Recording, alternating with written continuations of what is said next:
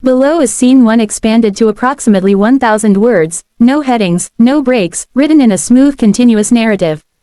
Maya stood at the doorway with her suitcase half-zipped, her fingers trembling as she tried for the 5th time to force the zipper past a stubborn corner of fabric. It was ridiculous, really, how such a small thing could undo her, but tonight everything felt like too much. The hum of the refrigerator sounded too loud. The ticking wall clock felt like it was counting down towards something she wasn't ready to face. Even the soft rain brushing against the apartment windows felt like pressure rather than calm. And when she finally lifted her eyes toward the living room, where Daniel sat motionless on the edge of the couch, she felt the knot in her throat tighten until it barely let her breathe. "I need a break, Daniel," she said. The words came out softer than intended, fragile and tired. Space to breathe. His reaction wasn't explosive. It wasn't even sharp. Daniel simply froze for a moment, as if her voice had reached him through water rather than air. He looked at her carefully, with a patience she didn't think she deserved, and for a second she almost wished he would shout. Anything would be easier than the quiet ache in his eyes. But Daniel never shouted. It wasn't in him. He had always been the calm one. The steady one. The one who held things together even when she was unraveling. "Okay," he whispered after a long breath. "If that's what you need." The gentleness nearly broke her. She had rehearsed this moment in her mind for days, imagining herself strong, composed, clear. But now she felt small. Uncertain. As though the weight she was trying to escape had followed her to the doorway and draped itself across her shoulders again. She swallowed and looked away. "I'm going with Lucas," she added, though the moment the words left her mouth she regretted how they sounded, sharp and clumsy in the stillness. Daniel's jaw tightened the slightest bit, just enough for her to notice, but he didn't speak. Lucas had been part of her work life for 2 years. A friend, someone who understood the pressure cooker of deadlines, expectations, design revisions at 2 in the morning. Someone who had invited her on this week-long hiking trip when he noticed how burnt out she'd become. To Maya, it had felt like a lifeline. But now, under the soft apartment light and Daniel's quiet heartbreak, it felt like something else entirely. "It's just a trip," she said quickly.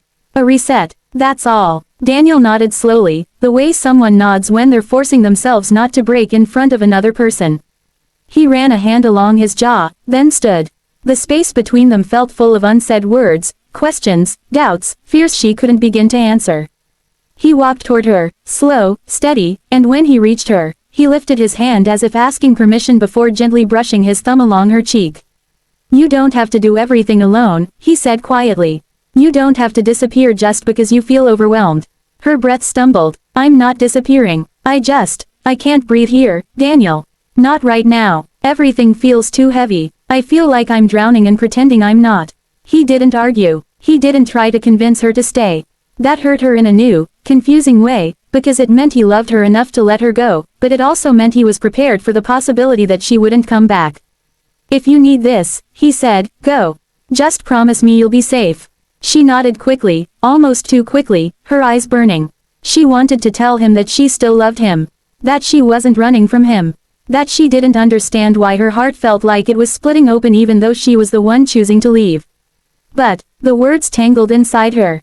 He stepped back as she pulled the suitcase upright. For a moment they stood in silence, listening to the elevator ding softly down the hall. 7 days, she whispered. "Just 7 days. Take whatever time you need," he said, though she could hear the strain in his voice. "I'll be here." When she stepped into the elevator, she tried to meet his eyes, but he was standing too still, like someone holding their breath. Then the doors slid shut. The moment they did, she felt a strange hollow open inside her. The ride down felt endless, each floor ticking by like the slow peeling away of her certainty. Lucas was waiting in the car outside the building, leaning against the door with his easy smile. "Ready for the wilderness?" he asked, opening the trunk. She forced a laugh. "As ready as I can be." But as he drove them out of the city, the guilt began to settle in her chest like a quiet storm.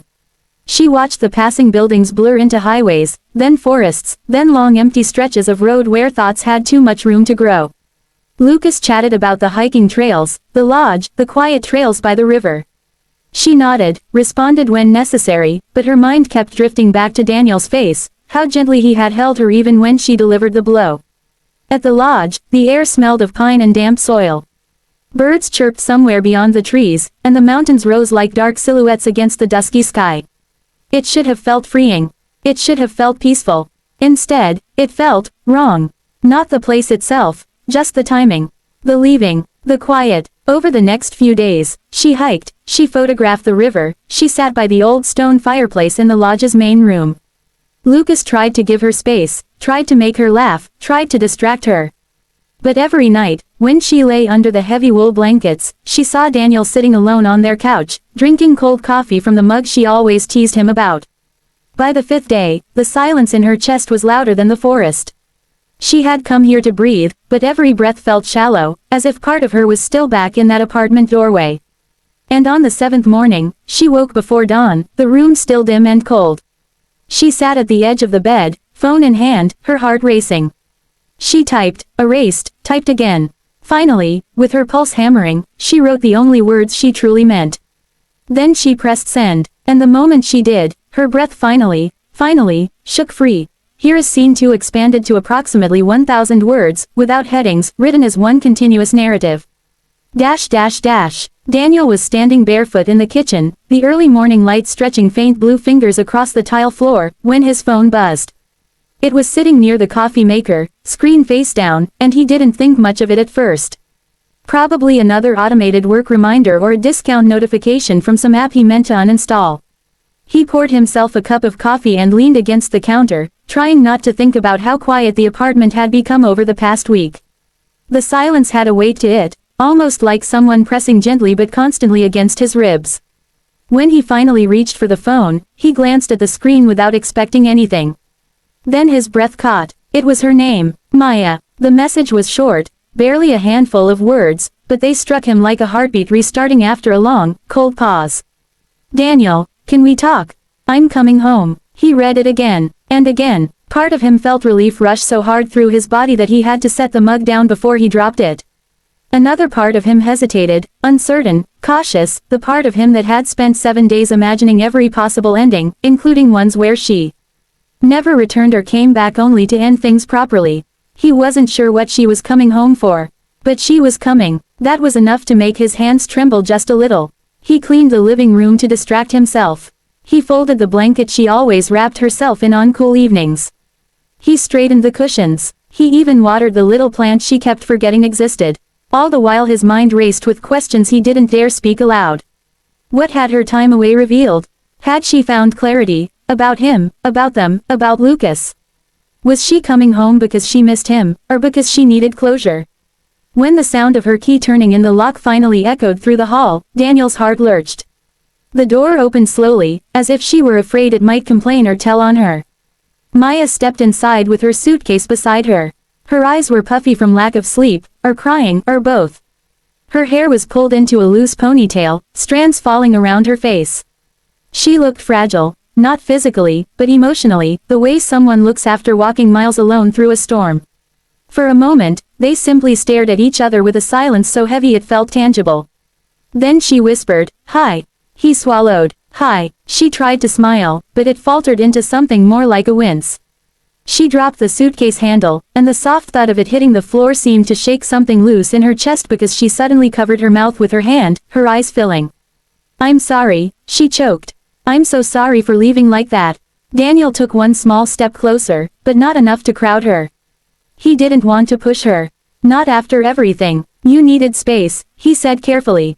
"I wanted you to have what you needed." She shook her head, tears slipping down her cheeks. "That's the thing. I thought getting away would clear my head. I kept telling myself I needed to escape from everything, from the pressure, from expectations, from myself. I thought maybe I'd come back with answers." She let out a shaky exhale. "But all I felt was more lost." He listened without interrupting. She wiped her face, breath trembling. "Every day out there, I kept thinking about you.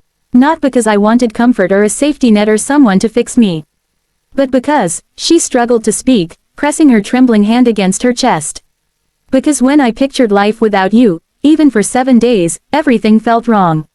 Everything felt empty. I thought I needed space, but what I needed was honesty. With myself. With you." Daniel's expression softened in a way that made her cry harder. "Maya," he murmured. She stepped closer, her voice small. "I wasn't running from you. I was running from the version of me that believed I had to carry everything alone. I thought I was protecting you from my mess. But all I did was shut you out. He exhaled, the tension in his shoulders easing just enough for her to notice. You don't have to protect me from your feelings. I know, she whispered. I just didn't know that before. Or maybe I did, but I didn't know how to accept it. She took another step forward, so close now he could feel the coldness of her fingers. Lucas was just trying to help. There was never anything more than friendship. He saw before I did that I was crumbling. And he told me I wasn't going to find what I was looking for out there. She looked up at Daniel, raw and vulnerable.